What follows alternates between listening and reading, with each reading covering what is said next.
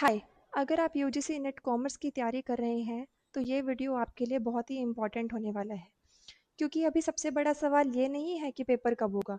सबसे बड़ा सवाल है कि आप पढ़ना क्या है, राइट? तो आप सभी को पता चल गया होगा कि यूजीसी नेट कॉमर्स सब्जेक्ट का जो जून 2026 में एग्ज़ाम हुआ था उसे एनटीए ने 9 एंड 10 सितंबर के लिए रीशेड्यूल कर दिया है।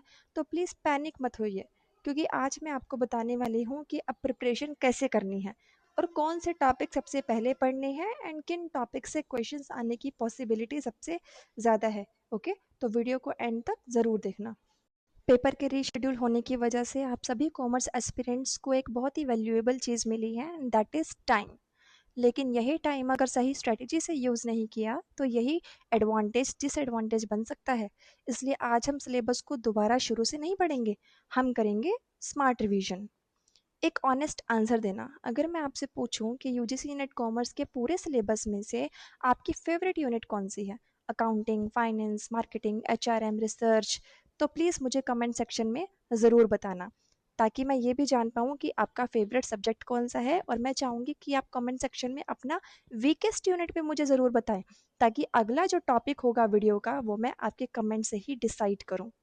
ठीक है, अब आते हैं सबसे इम्पॉर्टेंट पार्ट पर। मैं आपको 10 ऐसे एरियाज़ बताने वाली हूँ जिन्हें आप अपनी रिवीजन में प्रायोरिटी पर रख सकते हैं। इन 10 एरियाज़ की अगर आप अच्छे से प्रिपरेशन कर लोगे तो गारंटेड है कि आप इजीली अपना यूजीसी नेट कॉमर्स का एग्ज़ाम क्रैक कर सकते हो। तो आइए डिस्कस करते हैं कि कौन सी हैं ये 10 यूनिट्स जिसे हमें सबसे ज़्यादा इंपॉर्टेंस देनी है और इसकी बहुत अच्छे से एक स्मार्ट रिवीजन हमने करनी है। फर्स्ट सब्जेक्ट हमारा आता है कैपिटल बजटिंग। देखिए, कैपिटल बजटिंग में हमारे बहुत ही इंपॉर्टेंट टॉपिक्स बनते हैं: NPV, net present value, IRR, pi, payback period, ARR. और इसमें सिर्फ फॉर्मूलाज ही याद नहीं करने, बल्कि नेट में पूछा जा सकता है which method considers time value of money, या फिर वो ये भी पूछ सकते हैं which project should be accepted based on NPV. इसीलिए कंसेप्ट और न्यूमेरिकल दोनों ही तैयार करने बहुत ही इम्पॉर्टेंट है। और ये NPV, IRR, pi, payback period and ARR, इनमें से रिपीटेडली प्रीवियस ईयर के क्वेश्चन पेपर्स जब आप चेक करेंगे तो आप देखेंगे कि कितने क्वेश्चंस इन्हीं कंसेप्ट्स में से आए हुए हैं।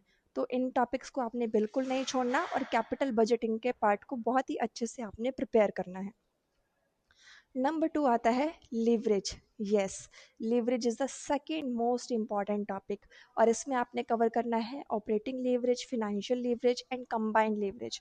और यहाँ सबसे कॉमन मिस्टेक क्या होती है, स्टूडेंट्स फॉर्मूलाज तो याद कर लेते हैं लेकिन ये भूल जाते हैं कि ऑपरेटिंग लीवरेज रिलेट्स करती है फिक्स्ड ऑपरेटिंग कॉस्ट से एंड फिनेंशियल लीवरेज रिलेट करती है फिक्स्ड फिनेंशियल चार्जेस से।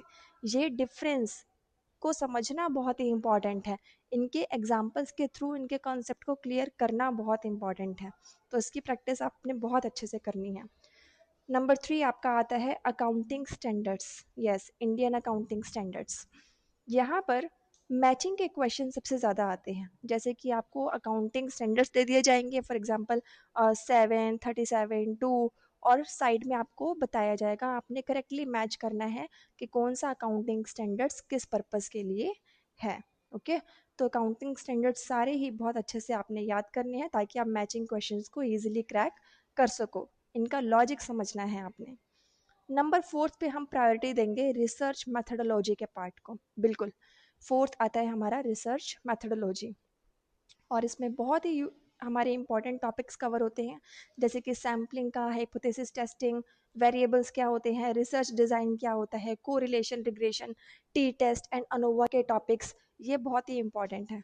आपने यहाँ पे इस चीज़ को समझना है कि कौन सा टेस्ट कब यूज़ करना है। नेट में यही कंसेप्चुअल ट्रैप्स बहुत स्टूडेंट्स को कंफ्यूज करते हैं।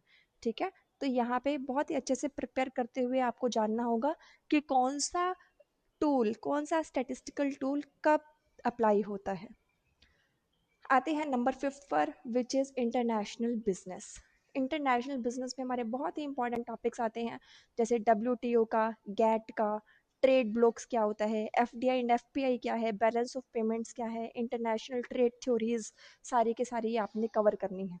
एक बहुत ही कन्फ्यूजन बच्चों में मैंने देखा है कि बच्चे गैट और डब्ल्यूटीओ दोनों को सेम मान लेते हैं, जबकि दोनों सेम नहीं है।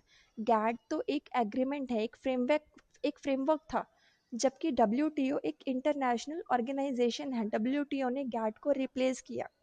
गैट एक इंटरनेशनल ऑर्गेनाइजेशन नहीं था, बट डब्ल्यूटीओ जब आया तो उसे एज अ इंटरनेशनल ऑर्गेनाइजेशन बनाया गया। नंबर 6 पर आपका आता है इनकम टैक्स।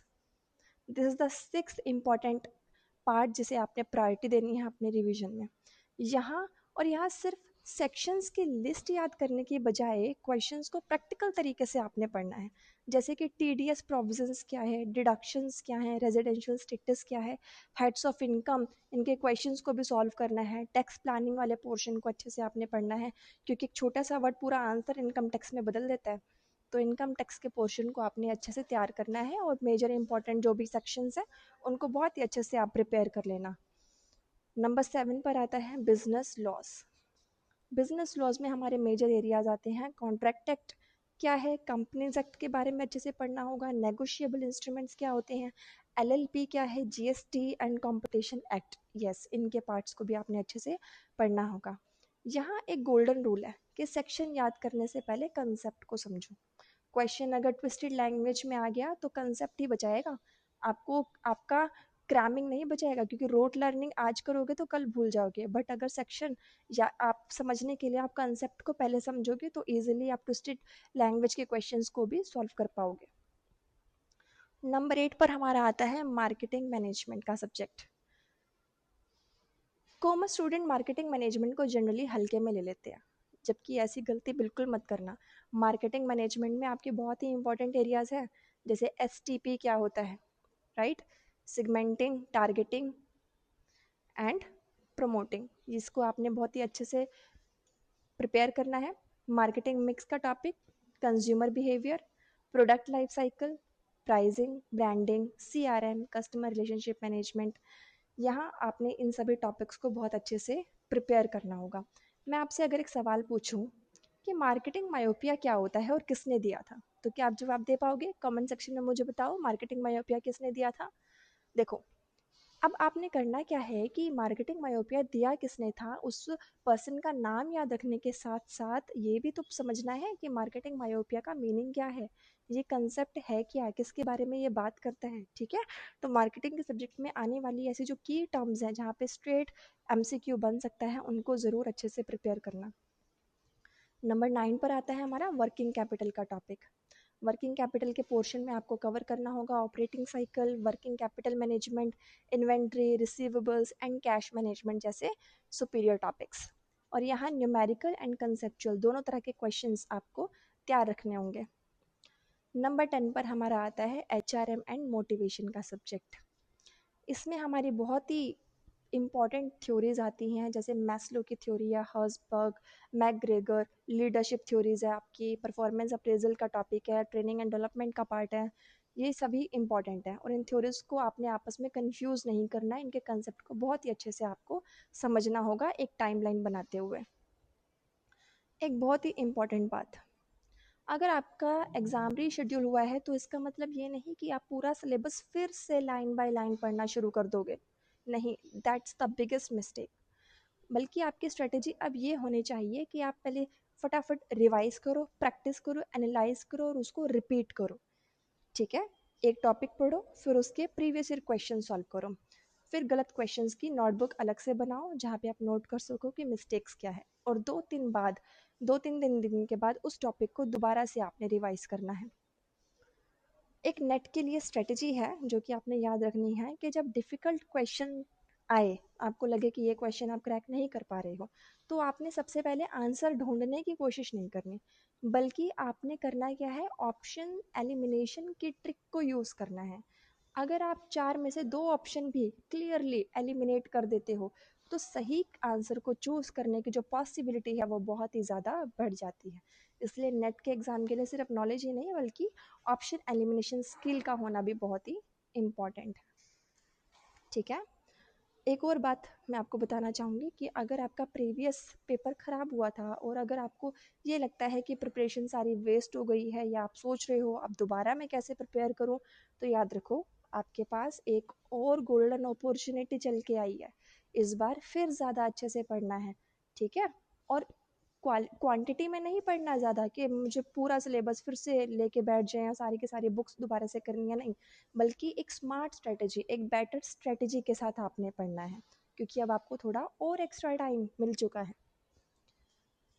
ये सारे के सारे जो भी हमारे इम्पोर्टेंट एरियाज़ थे, हमारे सब्जेक्ट्स थे, जिन्हें हमें सबसे पहले रिवीजन में प्रायोरिटी देनी चाहिए, हमने डिस्कस किए इस वीडियो में। ओके, तो अगर आपको ये वीडियो यूज़फुल लगा है तो लाइक ज़रूर करें। All the very best for UGC net commerce preparation. मिलते हैं नेक्स्ट क्लास में। Have a good day.